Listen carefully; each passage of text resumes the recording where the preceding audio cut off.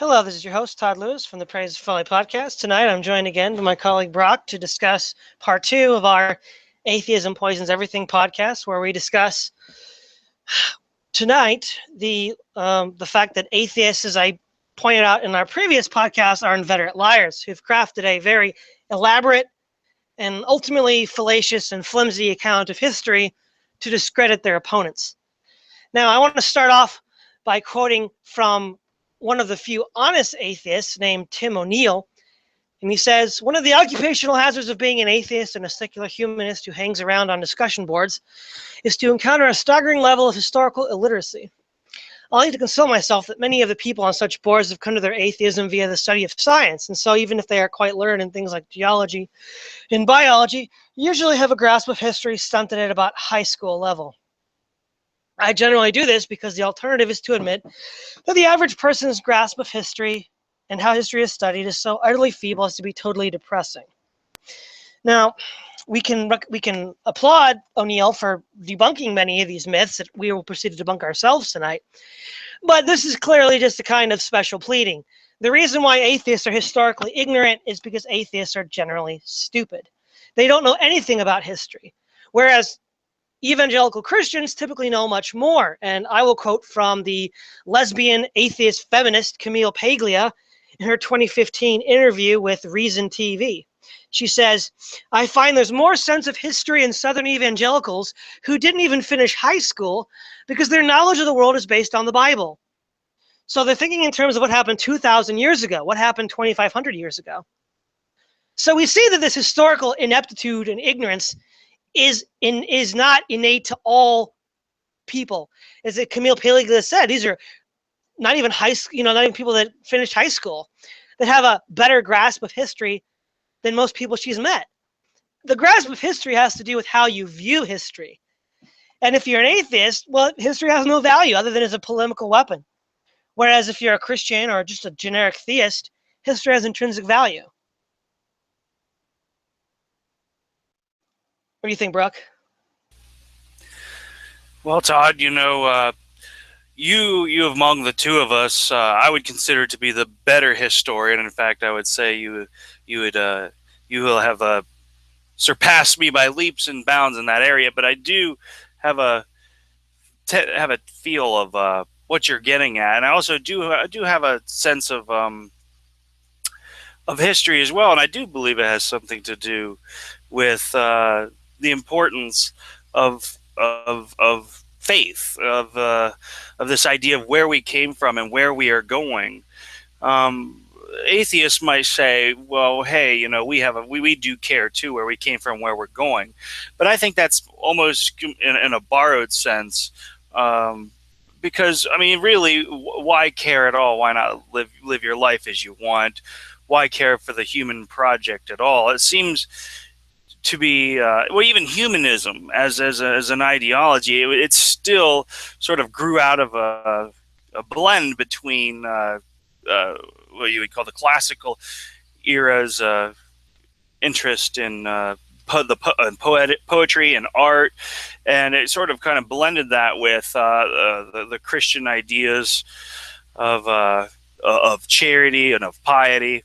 And so even humanism seems to have to lean heavily on Christianity as in order to justify the why of humanity. Why does it matter? Why another anthropocentrism, or the centrality of man?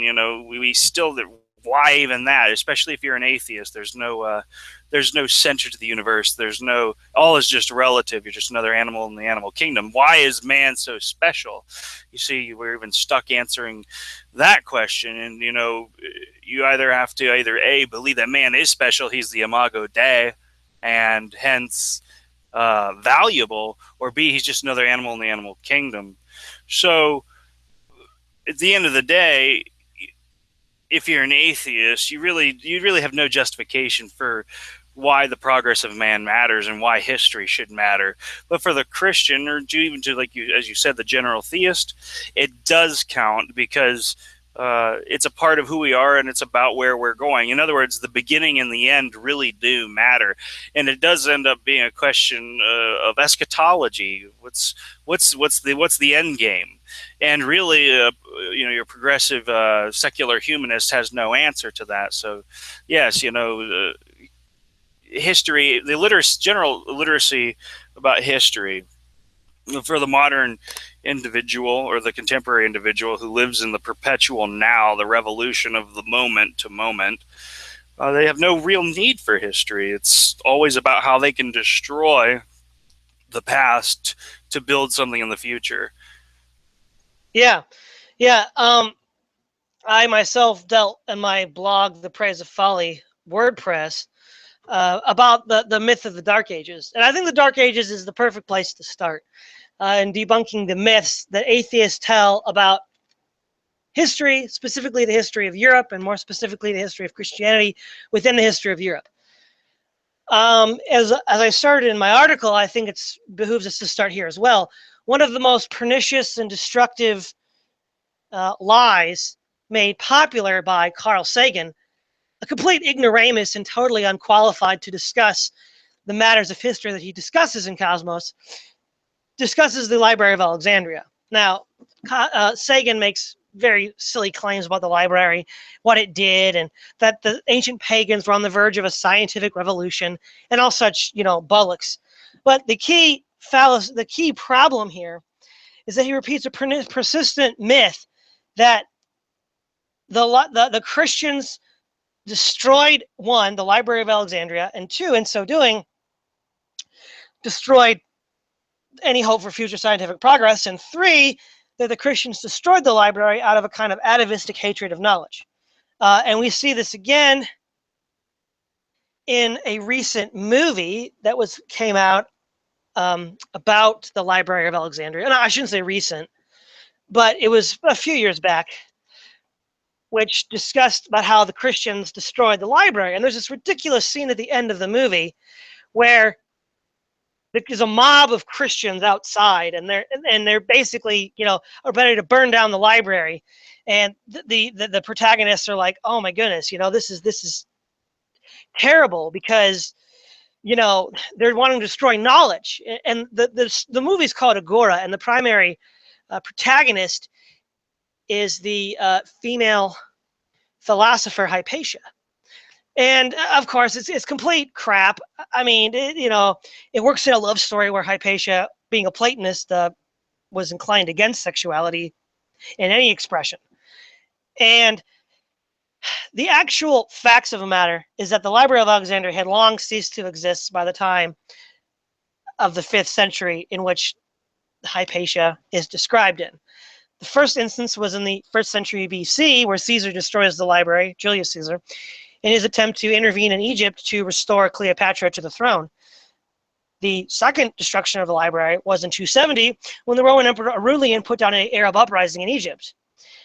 And the library was not rebuilt. Now, by the time of Hypatia, I think it was the late 4th century, all that was left were a few colleges or a few adjunct buildings on the Great Library called the Serapeum. And rather than these scientific texts, which Sagan would have you believe were in there, they had long been destroyed prior, or lost, or moved out of the library. What the Serapeum contained, according to the account that we have by the Christian historian Socrates, is only it had magical texts, which even modern-day secular humanists would ridicule. So clearly, this is just a fabricated load of crap. Now, Hypatia was killed tragically in a sort of political crossfire in 4th century Alexandria. Cyril of Alexandria, one of the less savory characters of church history, engaged in political squabbles and wanted the property of her father. And so, seeing her as standing in his way, he arranged for her to be eliminated. But it had nothing to do with her being a woman, or her being a philosopher, or her being in favor of science. None of this liberal paraded all around. The reason why she was eliminated was just crass politics of the late 4th century empire.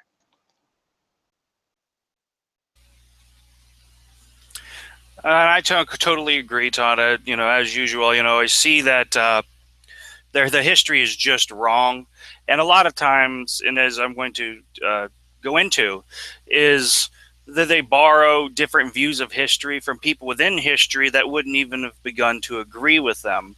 And it's kind of funny because we see that the Dark Ages.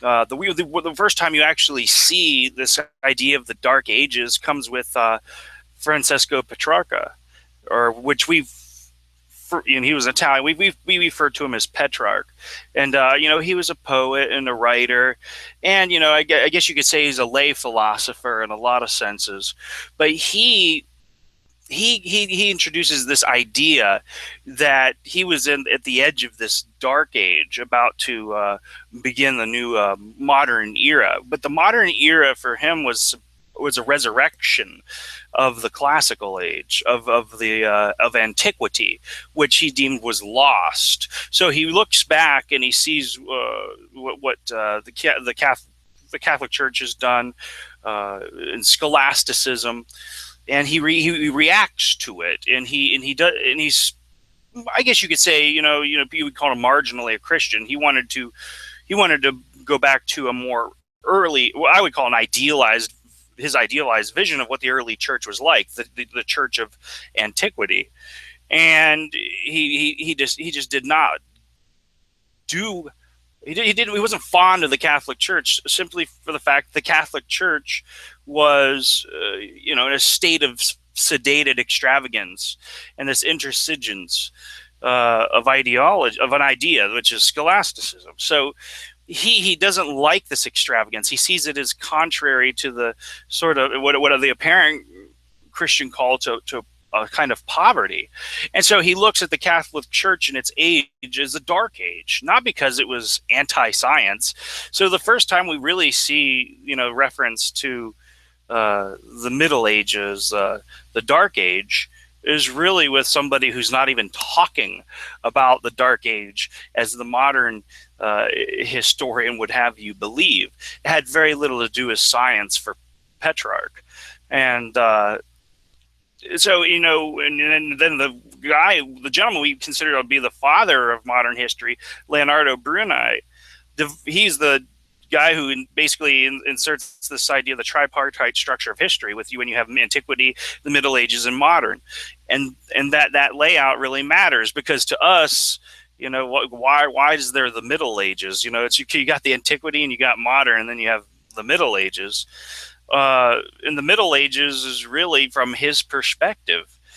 He was a humanist, and he wanted to bring back, again, just like Petrarch, the classics in terms of poetry, art, architecture, the Stoic ethic, these kinds of things that were not really, they could not be coterminous with scholasticism.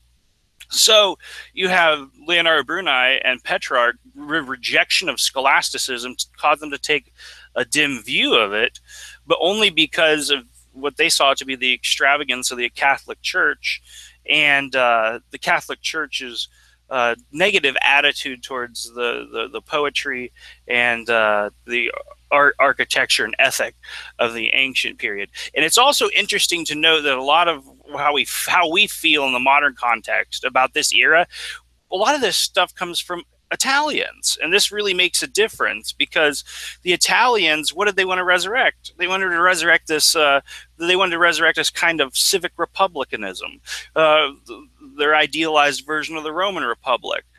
And so it shouldn't be any surprise that they wanted to resurrect the classics, the ancients, antiquity. And this is where you're going to see a big division between the Italian humanists and the more papacy influenced northern kingdoms, because they're going to have a fundamentally different culture. And so we really ought to try to understand, from which angles they're coming at before we just start taking seriously this idea of a dark age. And as Carl Sagan would have you believe, that the first use of dark age pointed to, the suppression of science, which I would like to get to here in a bit, but I would like to also give you time to comment. The suppression of science really doesn't make a whole lot of sense. First, on the grounds that the science supposedly that the church was clinging to was ancient Ptolemaic. It was an ancient Ptolemaic system for the movement of celestial bodies, as well as Aristotle's physics. So none of these were actually Christian to begin with, but the church still defended those things. So I'm curious as to what you might think of what I was just bringing up there, Todd. No, yeah. There's certainly the idea of the Italians and their unique perspective and how they harken back to the classical age is very important. But the other thing to bring out too, Brock, is that the so-called science that they claim was destroyed, they reject as Christian superstition, geocentrism, and Aristotle's physics. So clearly, it's like you can't have your cake and eat it too. But the actual Dark Ages is really no longer used in academic studies. If it is used at all, it refers to the 500-year period after the fall of the Western Roman Empire, which was the result of pagan German barbarians invading, looting, plundering, and generally making a mess of things, the Roman Empire. And, in Thomas Cahill's How the Irish Saved Civilization, it was the Irish, it was the Christians in their monasteries that wrote down and preserved all these classical texts. Well, barbarian invaders were looting and burning everything to the ground. So yes, you can thank the Irish and the Italians and for having what you have. And furthermore, there's this popular meme you might see with internet atheists. They'll have like the gap in history left by the Dark Ages, where it'll have this like upward onward slope and then a huge like dip until the Enlightenment. And for all those people that are public school educated, there is this little thing called the Byzantine Empire, the Greek Christian Empire that lasted for 1,000 years. And newsflash, didn't have a Dark Age. I think the main reason why Byzantium is ignored is because if it was acknowledged, it would totally obliterate the myth of the Dark Ages. Because if Christianity caused the Dark Ages, why didn't Byzantium have a Dark Age? Why didn't it suffer, lose all of its learning, and go into the sort of survival mode of Western Europe? Well, because it had nothing to do with Christianity, but the weak central political rule from Ravenna, which is at that point where the Western Roman capital was, had nothing to do with Christianity. In fact, as we see in the West with the Irish and Italian monasteries, to some extent Spanish as well, the preservation of these texts that the atheists are so upset were burned by Christians, which is absolutely ludicrous. And in fact, within the Byzantine Empire, it was widely expected that any educated, sophisticated, cosmopolitan member of the empire would be familiar with Plato and Plutarch. Plato for his metaphysics and Plutarch for his ethics. And any sophisticated individual would have been familiar with both. And the reason why many of that was lost in the West is they've lost how to speak Greek. They forgot how to speak the Greek language. And it wasn't really until through two sources, the Spanish in Spain, who had translated the Greek text into Arabic, and the Christians from there into Latin. And then with the fall of Constantinople to the Turks in the 15th century, where many Greek speakers fled to the West. But no, I mean, not only was classical technology preserved, classical learning was added to. For instance, in the Western tradition, we have the writings of Augustine, the City of God, one of the great works of historical theology and figuring out where man fits in the world. We have the works of philosophy, like Boethius's Consolation of Philosophy. And yes, there was a Dark Age brought on by barbarian invasions, but in the High Middle Ages, we had a flourishing of learning in the universities of Paris, Cologne, Naples, Prague, and I think Edinburgh in Scotland. And with that, we see the rise of scholasticism. We have the additions to modern philosophy, which would, with people like Aquinas and Duns Scotus and Abelard. In fact, the most influential and probably perverse philosophy to arise out of the High and Middle Ages was nominalism, which we already covered in our discussion of philosophy in the previous podcast.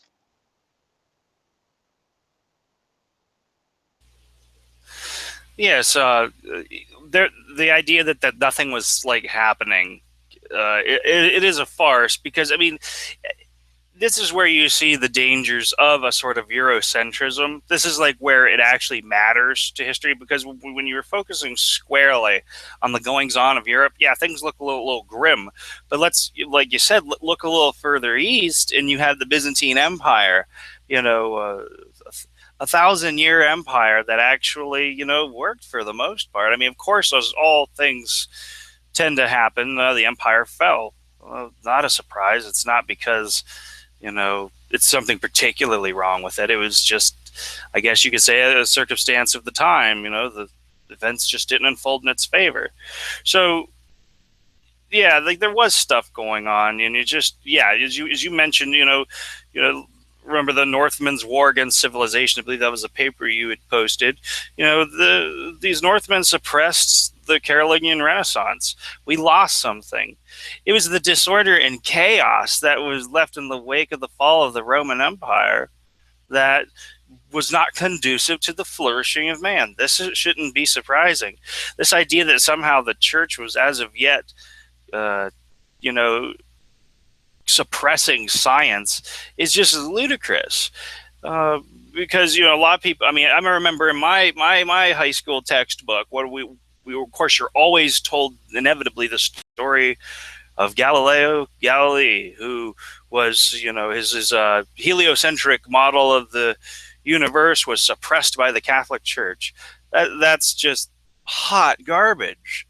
Because if you actually look at what was going on, you would know that, you know, Copernicus, you know, Polish astronomer, wrote on the revolutions of celestial spheres 100 years before Galileo even writes his dialogue. And so why isn't Copernicus punished by the church?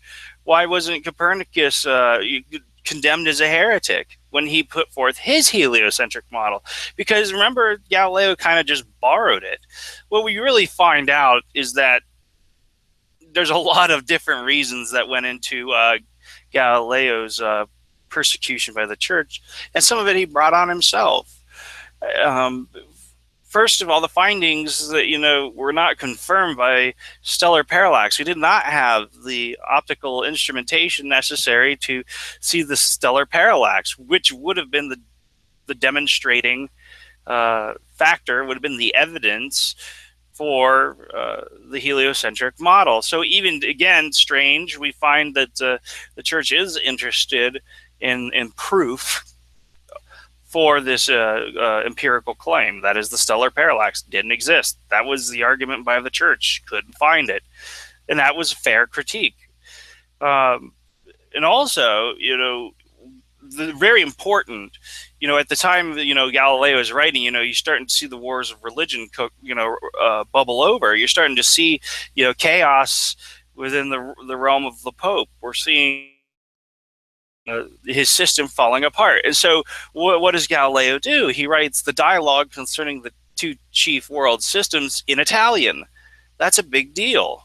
A lot of people might think, well, almost all major works were written in Latin because they were for not for the general public. That's not what they were writing to. They were not writing to the general public. It was for the academics. It was for the clergy to read. It was not a public affair. And so what you can see this is as Galileo's attempt to go over the Pope's head, so to speak. In other words, he's sort of challenging and circumventing the Pope's authority. Not a good thing. And thirdly, and I guess, finally on this, Galileo, a lot of people didn't know this, Galileo was actually friends with Pope Urban VIII. And so then Galileo publishes the dialogue, and he basically takes all of Pope Urban's arguments and stuffs them in the mouth of the character Simplicio, which, in Italian it would be a fool or the stupid person or the simpleton. And it was hard not to see that. And so it can reasonably be asserted that Pope Urban VIII was offended that his friend would talk so ill of him. So, it's nice to, it's easy and fun to make sweeping claims about history and, the church being anti-science. But if you dig deeper, which does require work, it does require study, if you really care about the truth rather than the construction of a narrative, which I sincerely believe that most popularizers of history are trying to do. If you're looking for the truth, I believe you'll find it. And I think with what I have brought up, it kind of puts the rest, and I think it's been put to rest for at least 50 or more years, this idea that, Galileo was some sort of grand victim and thus martyr of the Christian suppression of science. Well, nobody in the academy really believes this. The problem is having it disseminate down to the people. But I'm glad you mentioned the Carolingian Renaissance. Things that we take for granted, paragraphs, spaces between words, uppercase and lowercase letters, the current script, which is called minuscule, were all invented by clerics of the church, led by Alcuin of York under the auspices of Charlemagne. I know that's hard for these public school educated people to understand, but our modern grammar system was invented by Catholic clergy in the Middle Ages under Charlemagne. Further harder for public school educated people to understand is that the modern scientific method was pioneered by medieval scholastics, Robert Grosseteste and Roger Bacon. Roger Bacon himself had a stipend from the Pope to study science. And the scientific method of observation and experimentation was in its most rudimentary form first articulated by Bacon. Furthermore, tremendous advancements in the study of optics were made by Theodoric of Freiburg. Albert Magnus discovered the chemical compound arsenic, and Nicholas of Cusa discovered the idea of taking pulses.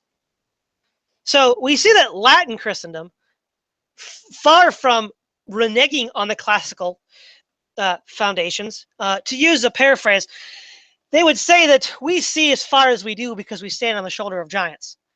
So far from belittling or undermining or destroying that foundation, these late medieval thinkers, these Latin medieval thinkers, standing on the shoulders of giants, were able to look even further afield and reach higher conclusions. And one more thing I'll say about science is there was the little-known philosopher of Alexandria in the 5th and 6th century, John Philipponus. He fell afoul of some disputes over Christology and is largely ignored, not because of atheists, actually, but because of the Orthodox Church of the East. But what he should be well known for is he was the experiment that we all know of Galileo, dropping two objects to demonstrate they fall at the same rate to refute Aristotelian physics, was first performed 1,000 years earlier by Philipponus. He demonstrated that Aristotle was wrong in his physics. He argued that it was incorrect to argue that a motion object flying through through the air is carried by some sort of motion imputed by the air itself. He didn't quite have a concept of inertia, but he understood that the motion wasn't from the air itself, which is what Aristotle argued. Furthermore, he even came upon rudimentary discussion of light that in some ways is a prototype of modern photons that we get from Einstein. So clearly, this is pernicious and unfounded myth of the Christian medieval period being one of darkness. If there was any darkness at all, it was the result of pagan barbarian invasions, not the church, which was the pillar of science and learning in the ancient world, in the Renaissance and beyond. In fact, not until the 20th century are most scientists in the West not Christian. And even then, in the beginning of the 20th century, they're mostly deist. The idea of atheist scientists comes as the predominant group is much later, probably post-World War II.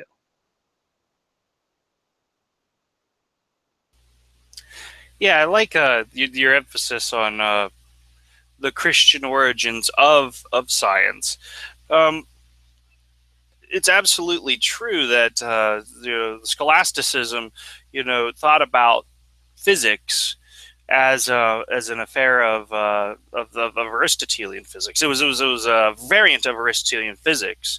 The problem ultimately comes, and I know this harkens back to our discussion of philosophy, it comes with whenever they threw out they threw out Aristotle's metaphysics along with his physics, which just doesn't make a whole lot of sense.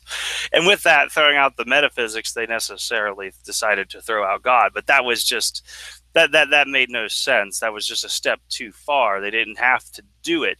Yes, Aristotle's physics didn't work. Okay, but this idea that somehow their Christian physics is ludicrous.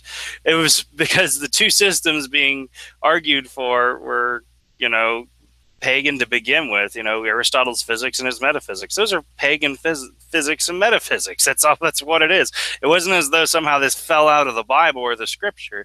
So this idea of, somehow discrediting Christianity by discrediting Aristotelian physics and the Ptolemaic model of celestial movements sounds kind of silly if you actually say it. As far as well, I would like to also discuss, this idea of humanism, because, the Christians truly own humanism. If humanism ever started with anything, it was with the Christians. I mean, we have the two individuals I'd mentioned, Leonardo Bruni, Francesco Petrarca. I mean, even Copernicus considered himself a humanist, sided with the humanists. Same with Galileo. Erasmus. We have these humanists who are actually, and we don't even understand what the humanists initially were. So, people from today who look back and say, oh, they were humanists like us. No, they weren't. They were humanists in the sense they understood a sort of secular civic identity, but it did not necessarily discount their Christian identity. So this idea that somehow humanism is this atheist project, it doesn't even make sense to say that, because virtually every major humanist was a Christian to begin with. Yeah. Oh, as far as wrapping up science and religion, there's two final points that I want to make. This conflict thesis that religion, Christianity in particular, and science are in conflict is a myth deliberately concocted by atheists. John William Draper, in his 1874 History of the Conflict Between Religion and Science, and Andrew Dixon White's A History of Warfare of Science with Theology and Christendom. Both of these were amateur historians that would not have met the criteria for being a true academic. And no serious academic in history today takes it seriously. This is just a more 19th century atheist bollocks, which has yet to die. And the myth of the flat earth was roundly debunked by Jeffrey Burton Russell's Investigating the Flat Earth. In fact, the flat earth was never believed by the majority of Christians. In fact, you'll be hard-pressed to find any Christian that believes in a flat earth. They generally accepted the Greek notion that the earth was spherical. They, again, like the Greeks, they misjudged the width of the earth, so Columbus sailed to North America instead of the East Indies, but they generally accepted the spherical nature of the earth based on the then contemporary scientific discoveries of the ancient Greeks. None of this stands even the slightest historical scrutiny and has long since been debunked by serious scholars, both secular and otherwise. Now, the other problem we have here is the myth of Christian violence, most often brought up in terms of the Crusades and the Inquisition. Now, the Crusades it's easy to debunk the Crusades. Beginning in the 7th century, with the rise of Abu Bakr, the successor to Muhammad, and the jihad, which he spread, and his followers spread throughout the known world, Christianity had been under siege for 400 years by these Arab peoples. Now, in the western reaches of Christendom, Spain, or Italy, France, and England, Spain having been conquered, mostly conquered, Christendom was in no position to exert itself in defense. It was being invaded by Vikings from the north, Avars and Magyars and Mongols from the east, and Saracens from the south. It was not until the conversion of the Norse and the Hungarians and the penetration into Spain by the Reconquista that this core of Western Europe, northern Italy, France, Germany, and England, were able to reconstitute themselves and begin these projects that I have heretofore mentioned. And so it's no surprise that they didn't fight back sooner. But when they were able to fight back, they did. And the First Crusade was because Emperor Alexius Comnenus requested for Pope Urban II Western army soldiers, presumably mercenaries, that's what he intended, to help him reclaim Asia Minor from the Seljuk Turks, which had arisen and which had dealt the Byzantines a smashing defeat in 1071 at Mainzikert, eliminating most of their holdings in Asia Minor. And Alexius got far more than he bargained for. The Pope called a crusade, where tens of thousands of Latin Christians, Italians, Normans, Franks, Germans, English, joined to reclaim Jerusalem from the Moors. And the first was the most successful of all the crusades.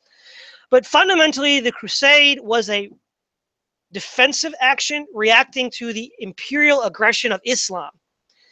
It's the reason why the forces of Christendom had been unable to press the advantage was because they were on the defensive. They were the weaker party against the vibrant young Islamic state. But as the Islamic powers aged, divided, fought amongst themselves, and the Christian powers, harnessing their creative and scientific potential, were able to unite themselves under the aegis in the West of the papacy and the Catholic Church to fight back against the rising tide of Islamic barbarism.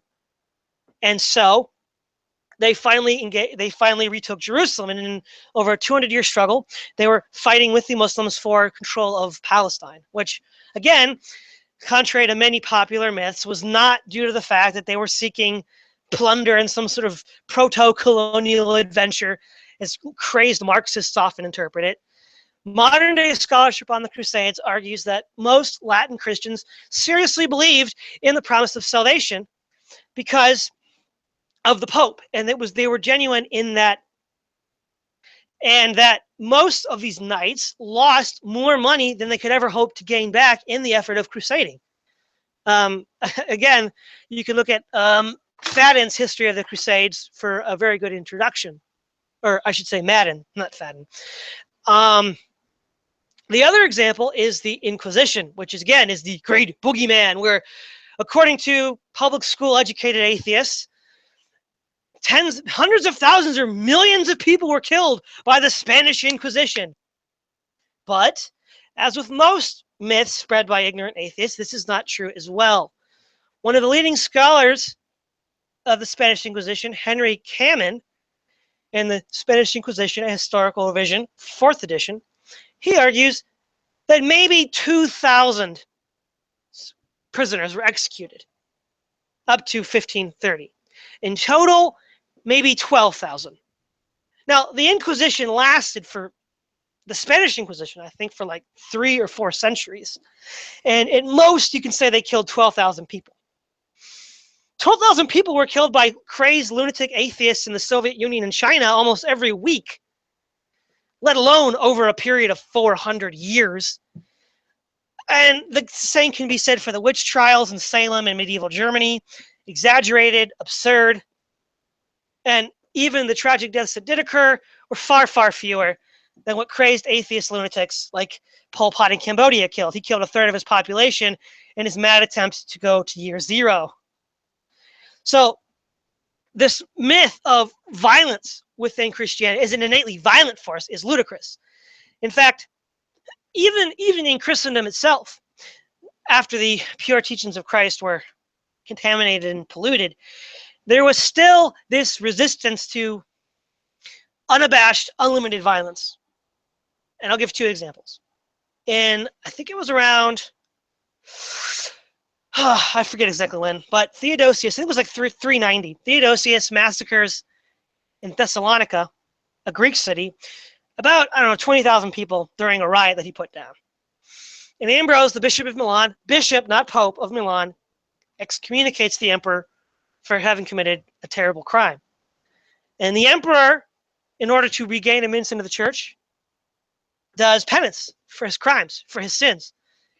And he's given absolution by Ambrose of Milan. Now, we see here clearly that Ambrose is not okay with this senseless act of violence, which was common in ancient Rome. The Roman Emperor Caracalla would repeatedly massacre populations, as the most famous was in Alexandria. This indiscriminate massacring of populations was quite consistent with the Roman ethos under paganism back to the days of the Republic, as we saw with the destruction of Carthage and Corinth in 146 BC. And the other example is that of Alcuin of York, the architect of the Carolingian Renaissance. Charlemagne is often and unfairly remembered for his massacre of the Saxons, where maybe 5,000 were killed because they refused to convert to Catholicism. Now, Alcuin of York argued with Charlemagne, saying this is completely unacceptable, based on the ancient Christian doctrine that the only faith that is valid is the faith that is voluntarily chosen. If you are forced into faith, then that is not pleasing to God, because God wants you to love him, and love cannot be forced. And through persuasion and argumentation, he convinced Charlemagne to remove from the legal codes the capital penalty for being a pagan.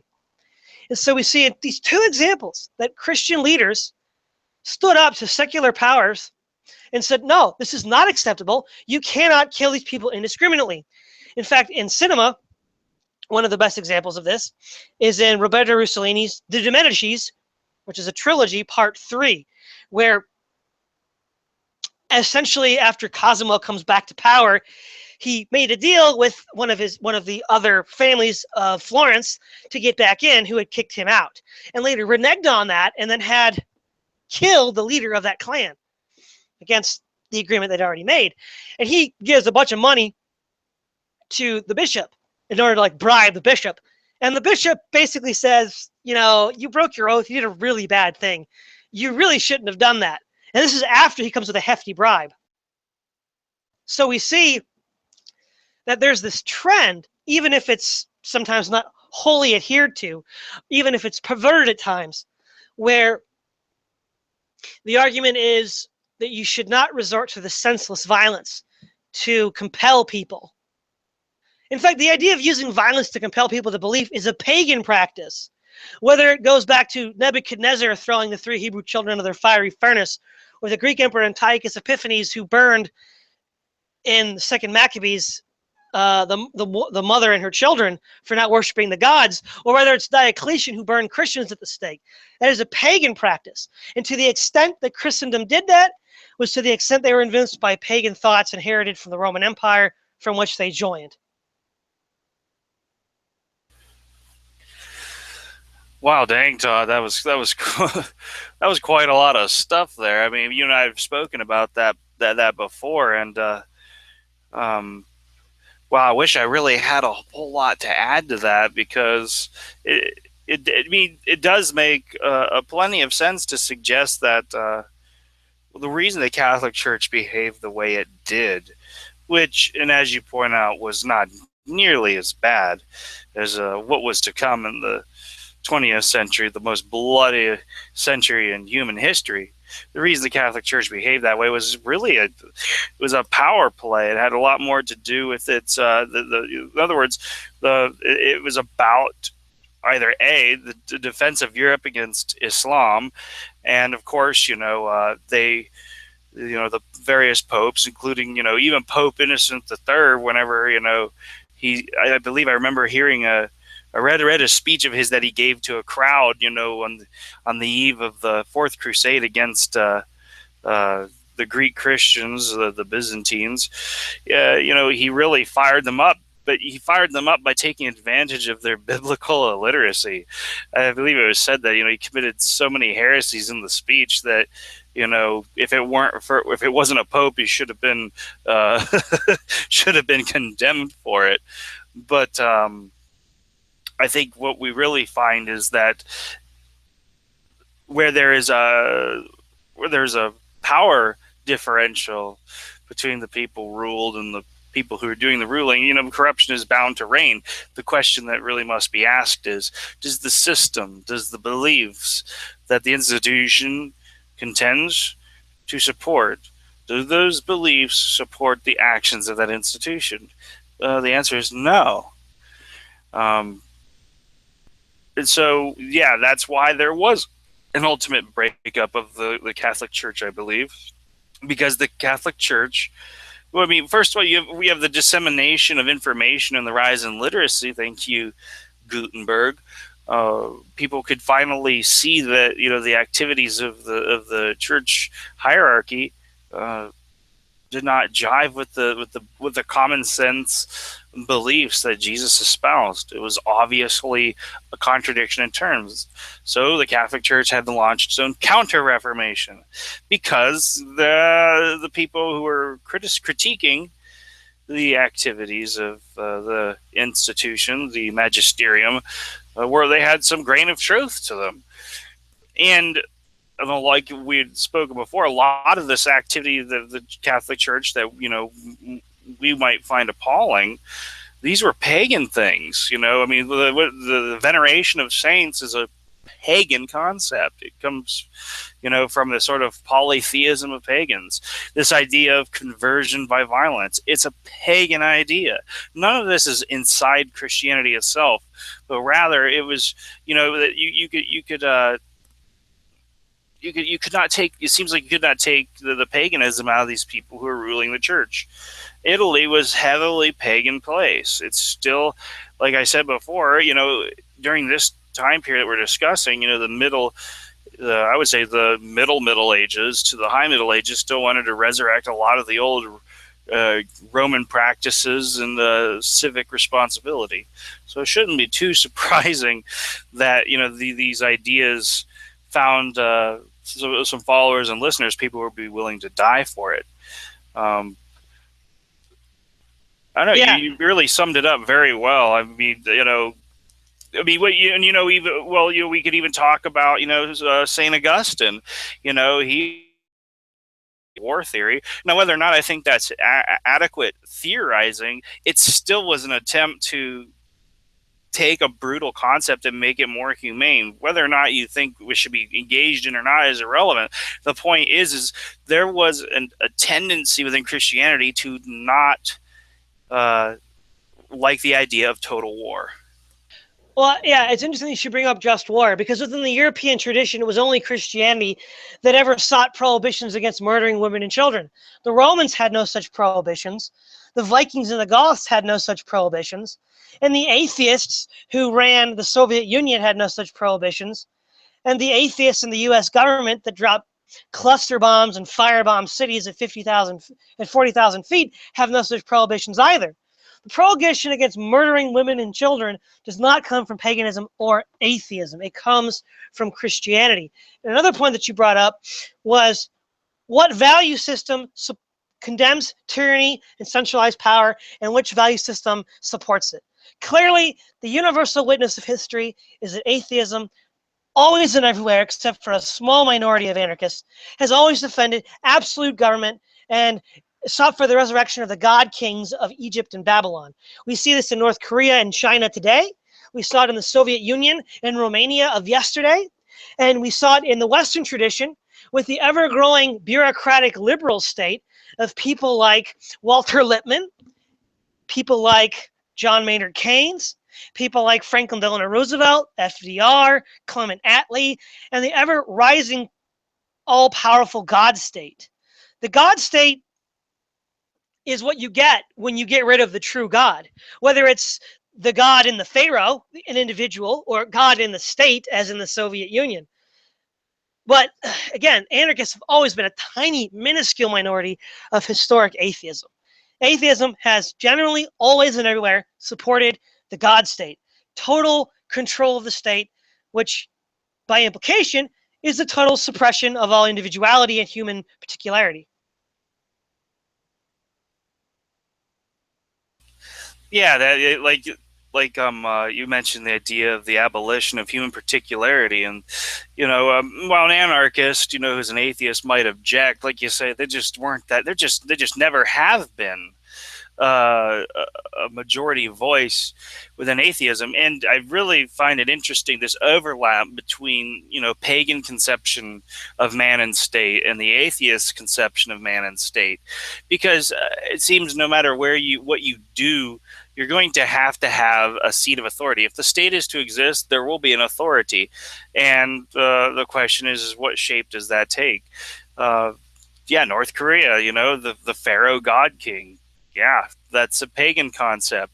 The idea of the divine rule of kings, well, just replace divine with something else.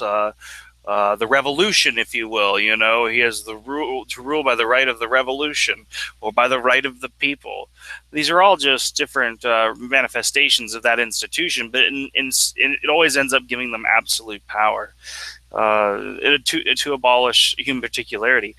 The managerial state. I mean, what is it? It's just a technocratic dictatorship where you have the managerial elite possessing the secret gnosis of governance.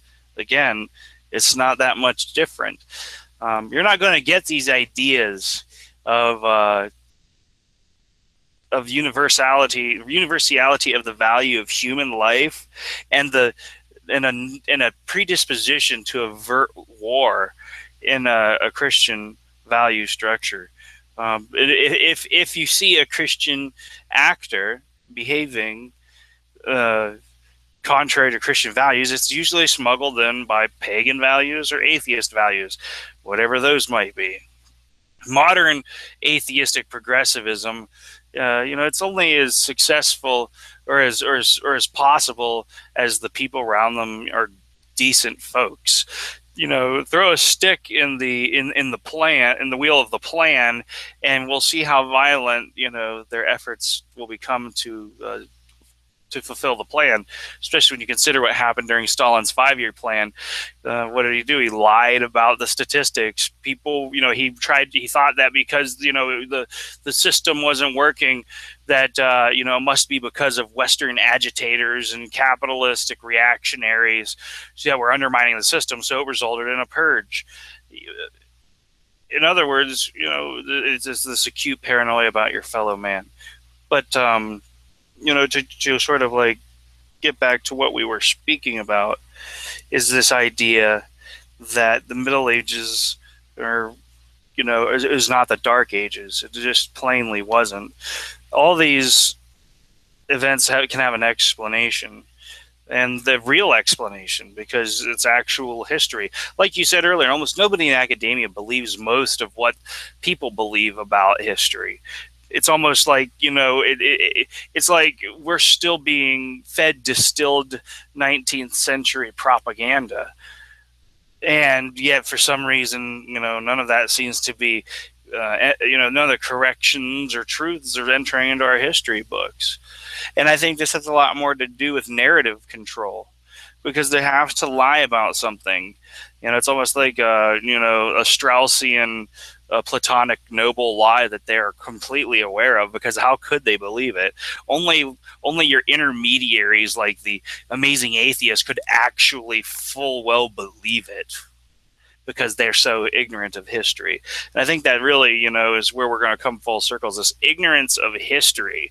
And it's also, I know there's the rule, ascribe to malice what might be ascribed to incompetence, but I think there's also a malicious intent at work to hide or divert the truth for the sole purpose of constructing this narrative.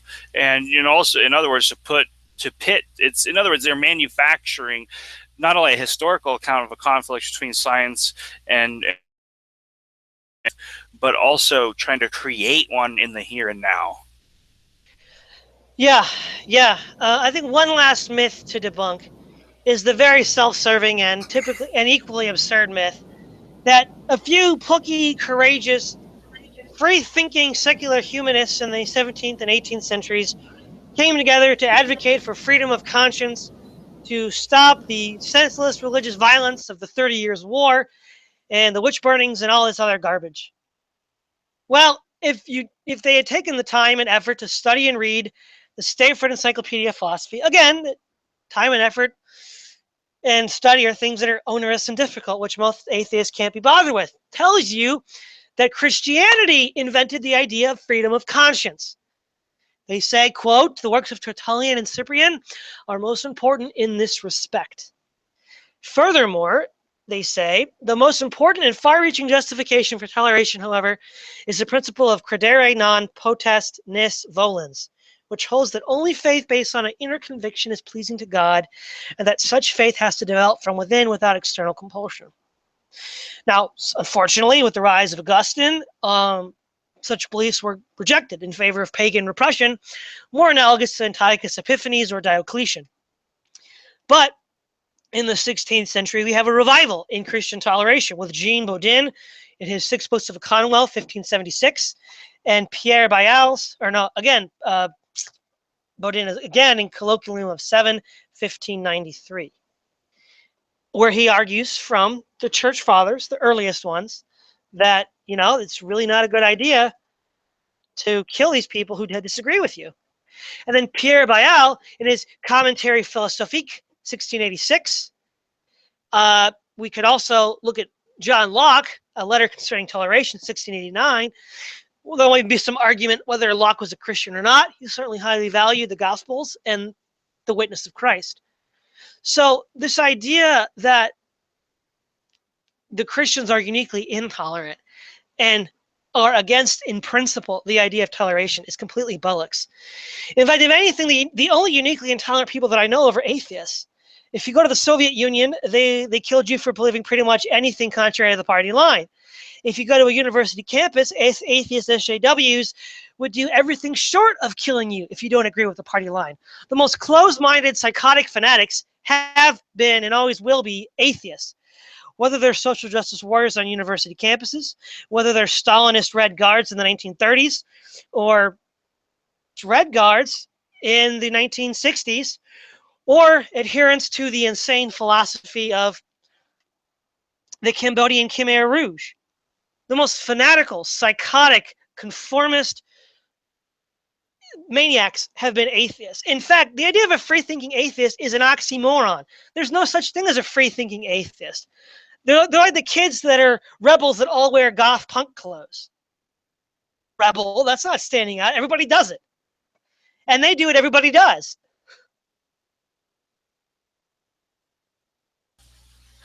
Yeah, I like the idea of the free-thinking atheists. It's like they're always, or they would call free-thinking or skepticism, but they're always skeptical of everything but their own beliefs. I've gone through many iterations of thinking in my life because I've been truly skeptical of what I believe, and what happens is you learn to become more humble, and you're prepared to have a civilized argument. But not too many civilized arguments seem to be occurring these days. It's really just a method of mockery. But what can you expect from people whose whole worldview says that the world has no meaning? How could you not expect them to behave violently towards it?